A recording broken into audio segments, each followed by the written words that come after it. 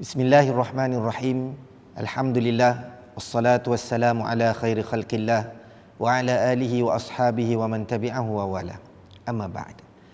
Para pendengar, para penonton yang dikasihi dan dirahmati Allah sekalian, Assalamualaikum warahmatullahi wabarakatuh. Alhamdulillah, kita bertemu dalam satu siaran Kultum, kuliah 7 minit, ringkasan bagi sebuah aktiviti yang sering diadakan pada setiap hari selepas solat zuhur di Masjid Al-Kaf Kampung Melayu. Hari ini saya bersama dengan para penonton dan para pendengar sekalian untuk berkongsi sedikit sebanyak perkongsian yang berdasarkan kepada hadis Nabi SAW, khususnya dalam persiapan kita di hari-hari terakhir ini sebelum kita masuk ke dalam bulan suci Ramadan, bulan yang kita nanti-nantikan kehadirannya, bulan yang sangat kita impikan peluang untuk kita meraih ganjaran pahala di dalamnya. Hadis yang ingin saya kongsikan ini diriwayatkan daripada seorang sahabat yang agung, an Abi Hurairah radhiyallahu an. An Nabi sallallahu alaihi wa alihi wasallam qala: "Atadruna manil muflis?" Qalu: "Al-muflisu fina ya Rasulullah man la lahu dirhamun wala dinar wala mata'." Qala: "Al-muflisu min ummati yaumil qiyamah man ya'ti bi salatin wa siyamin wa zakatin wa ya'ti qad syatama hadha ibda hadha wa qadhafa hadha wa akala mala hadha wa daraba hadha fayuq'adu fayuqtassu hadha min hasanatihi wa hadha min sayyiatihi fa in faniyat hasanatuhu qabla an yuqda ma alayhi ukhidha min khatayahum faturiha alayhi thumma turiha finnar." Hadis rawahu Imam Ahmad. Hadis yang diriwayatkan oleh Abu Hurairah ini, beliau berkata, baginda Rasulullah sallallahu alaihi wasallam bersabda, "Tahukah kamu siapa yang disebutkan sebagai seorang muflis?" Para sahabat menjawab, "Al-muflisu fina." Orang-orang muflis di kalangan kami atau menurut kami atau apa yang kami kenal adalah orang yang tidak mempunyai dirham ataupun dinar ataupun harta benda.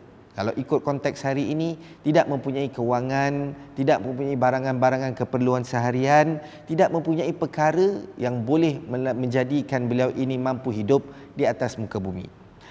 Baginda menjawab, orang muflis yang disebut di kalangan umatku, yang disebut juga pada hari kiamat kelak adalah seorang yang datang pada hari kiamat dengan membawa pahala solat, dengan membawa zakat, dengan membawa puasa.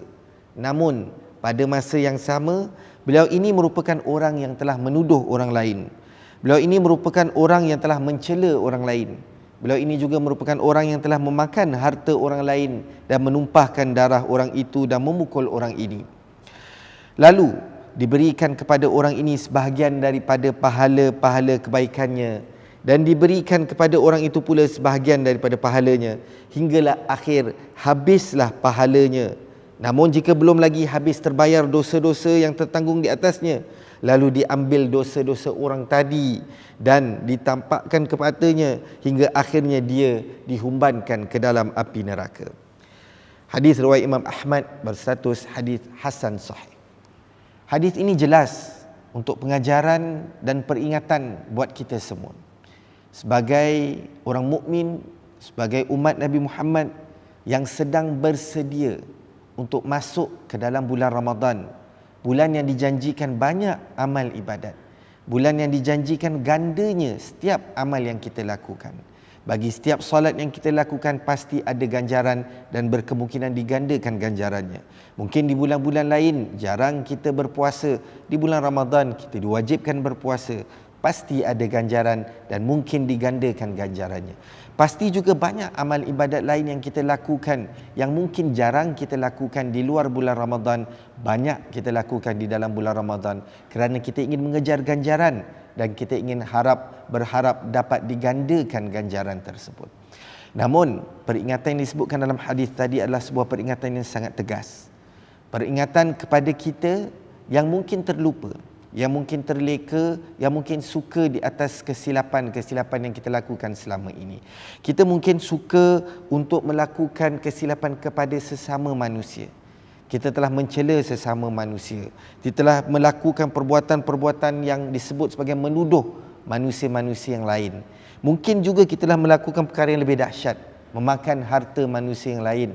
Kita telah mencederakan manusia yang lain dengan memukul mereka dan sebagainya. Perkara-perkara ini pasti akan mendatangkan kesan yang buruk kepada amal ibadat yang kita lakukan. Disebut dalam hadis tadi, bagi orang-orang mukmin apabila dihadapkan di hadapan Allah pada hari akhirat kelak, di hari kiamat kelak, di hari pembalasan kelak, kita akan dibentangkan kepada kita amal kebaikan kita. Kita berbangga kerana contohnya Ramadan kali ini yang akan kita berdepan, kita telah bersedia dengan mungkin peluang yang Allah bentangkan kepada kita. Tidak perlu untuk bekerja, perlu banyak masa untuk di rumah, perlu banyak masa untuk bersama dengan keluarga. Kita mampu untuk melakukan banyak amal ibadat. Mungkin berbanding dengan Ramadan-Ramadan yang lalu, dengan sibuknya kita bertugas, Ramadan kali ini merupakan Ramadan yang lebih istimewa. Tapi janganlah biarkan peluang keistimewaan ini hilang begitu sahaja. Dengan kita tidak melepaskan segala kesilapan-kesilapan lalu, dengan kita masih lagi mencela orang-orang lain, dengan kita masih lagi menuduh orang-orang lain, dengan kita masih lagi memberi ancaman sama ada bentuk fizikal ataupun bentuk mental dan dalaman kepada orang lain, dan kita masih lagi berbangga dengan perbuatan kesalahan tersebut. Inilah dia peringatan. Janganlah sampai bila kita bertemu Allah, segala amal ibadat kita hilang begitu saja. Segala kebaikan yang penat kita lakukan di dunia tidak dianggap apa-apa kebaikan, kerana semua pahala tersebut telah dipindahkan kepada orang yang kita cela, telah dipindahkan kepada orang yang kita aniaya, telah dipindahkan kepada orang yang kita zalimi tersebut. Dan sebaliknya juga, kerana kurangnya amal ibadat kita, kerana kurangnya pahala kita, dosa-dosa orang tersebut pula yang kita ambil. Kita penat lelah melakukan pahala kebaikan di dunia, tapi sebaliknya di akhirat kita dimasukkan ke dalam api neraka. Na'udzubillah, kerana enggannya kita meninggalkan perkara-perkara yang terlarang ini. Oleh itu saya ingin mengingatkan diri saya sendiri dan berkongsi peringatan ini kepada semua.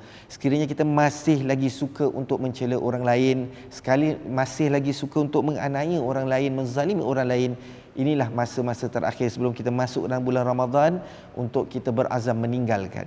Sekiranya kita tahu orang-orang tersebut terkesan dengan perbuatan kita, ini juga masa-masa terakhir untuk kita bertemu mereka, memohon kemaafan daripada mereka, meminta maaf atas segala kesilapan dan ketelanjuran kita. Tiada salahnya untuk kita ke depan, untuk kita memohon maaf, kerana itu yang terbaik untuk kita. Dengan pemohon maaf itu akan memaafkan dosa kita dan menjadikan amalan yang kita lakukan sepanjang Ramadan nanti amalan yang diterima.